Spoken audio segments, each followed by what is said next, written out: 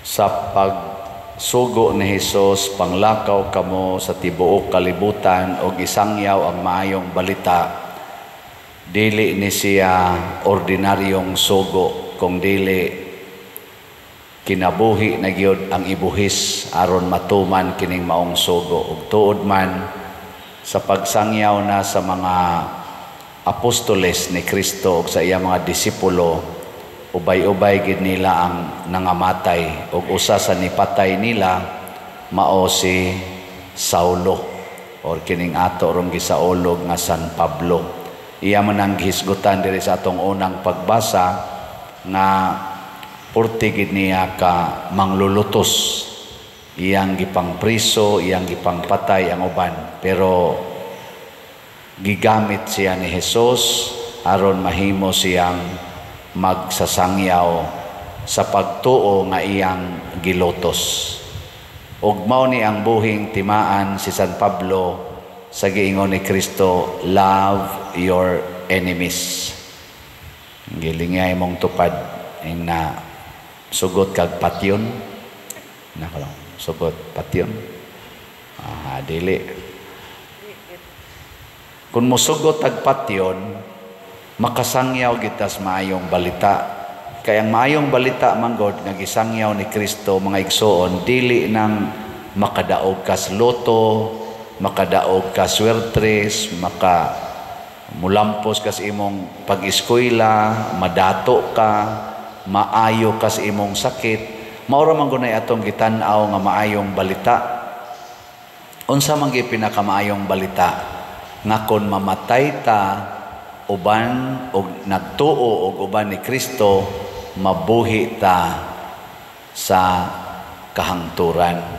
Kana mo'y maayong balita nga ang ato dayong kamatayon dinhis yuta, dinhis kalibutan, dili day na siya final, doon na day na sumpay dito sa sunod. Og maunay nakapadasig sa mga Kristiyano sa unang panahon hangtod karon nga andam silang magpakamatay og diha na converter si San Pablo.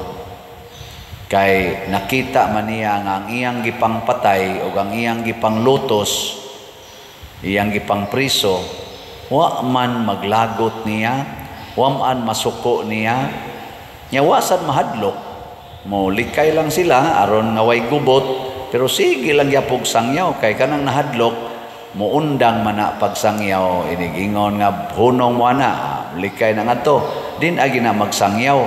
Pero ang mga tinun-an ni Hesus, mulikay sila sa naglutos, pero sige lang yapong sangyaw. Hangtod maapsan sila usahay o mapatay, di sa sila mo sukol, magpakamatay rasan nga malinawon. O para nako mauni ang gitawag na tog trademark sa usa ka magsasangyaw.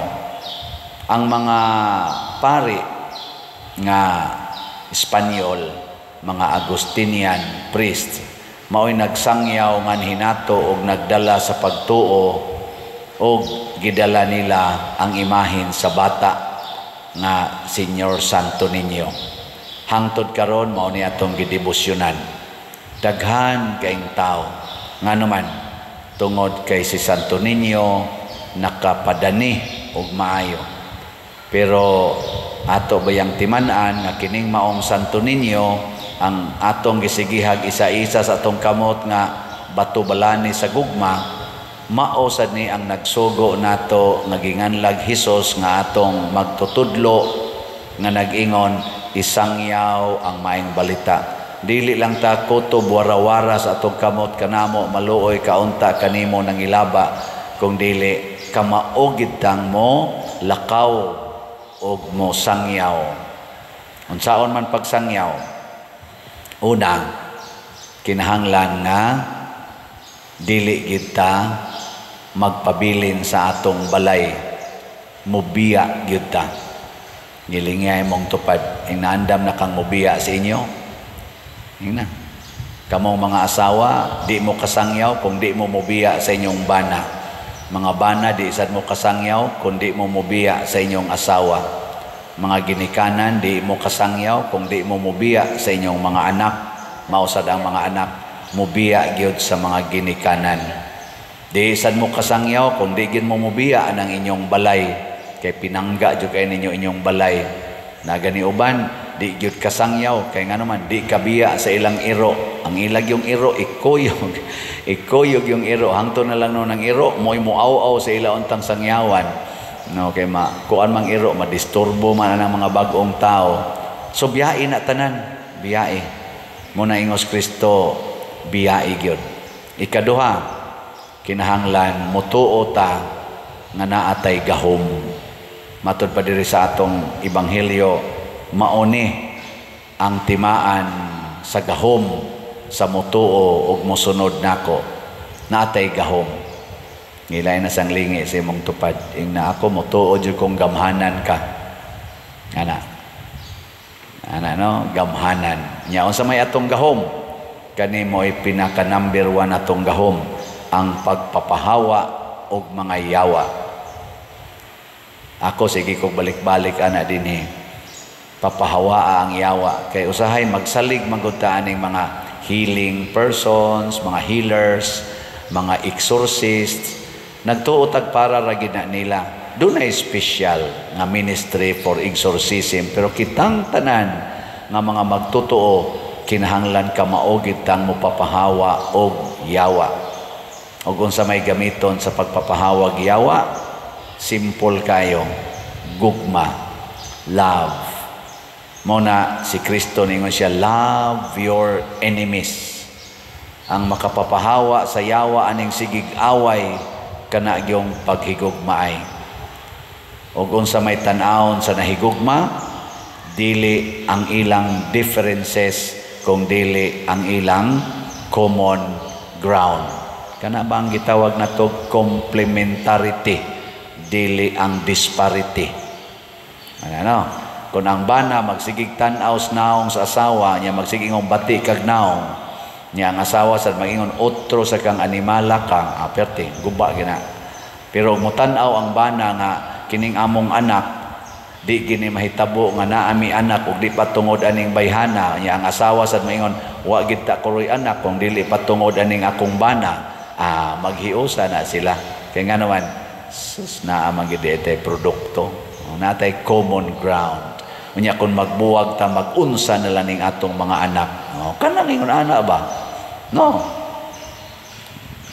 rama mo gwa niya. Ang sunod nga buhaton nga gahom kanig yung pag-ayo sa mga masakiton, the healing of sickness. Unsa may mga sakit nato, kasagaran gyud ang mag-una natong sakit dili physical kung dili spiritual. Kana bang espirituhanong sakit, kana bitang dili na ka dili ka maka-feel ba, dili na ka mubati sa gibati sa imong silingan. Nindot kay inyong balay, niya imong silingan, nagpilit lang taon sa inyong koral, pero di ka mubati, nga parihara man gid unta tang tao. Ikaw diha, daghan kay kag sudan, daghan kay kag makaon, samtang ang imong silingan, mangutkot, manguha lang ana mga basura, ana mga linabay, di na ka mo feel. Unsa nang sakita kanang di nakaka-feel? Unsa man na? Kumatos. Kana bitang taong kumatos, bisan pag unsa imong buhaton, di na gid mo iking, di na gid mo ana imong tuslokog dagom, ana gid. Kumatos. Linga imong tupad ing nawa pa ka makuma. Wa makuma.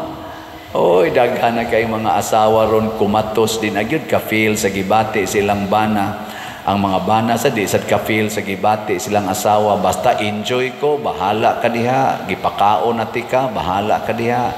Moingon ang asawa, sakit kay na imong gibuhat, oy kana sige nimo diyang pangabit, ana, sakit kay nas tanan. Sa niya gipasagdan ta mo. Ana dayon. Ako ning kalipay, kanang imong sige sugal ba? Kuan jud ko ana madisturbo. Ikaw dai panugal, di ka manugal. Kalipay ni nako. Ayaw na mo ana ha. Kumatos ka. Ayuha ang sakit. Og maunay atong ipangilaba ni Santo Niño, kanamo maluoy kaunta nga kanimo nangilaba. di na ko ka-feel sa akong silingan Santo Niño. Unsaon ako paghigugma niya Santo Niño. Dili na ko maka-feel nga naluoy ko aning among kawatan kaing silingan. Tabangi ko Santo Niño nga mubati sad ko panginahanglan aning among silingan nga kawatan. Di na ko maka-feel sa gibati sa akong amo, sa akong trabahoan nga sigig pangasaba nako. Siga kay mata, kusmod kay naong. Ana, no? Di na ko ka-feel aning sigig yaw-yaw ni Father nga palit mog slot. Di na jud ko mo palit, murag di na ko ma-attracted, murag hapit na ko makumatos. Ana, no? Tabangi ko Santo Niño. Ana ha? Aron ighuman natong himo ana, mahibong lang ta, masangyaw nato ang maayong balita ug mukuyanap kana ngadto sa tanang katawhan sa tibuok kalibutan.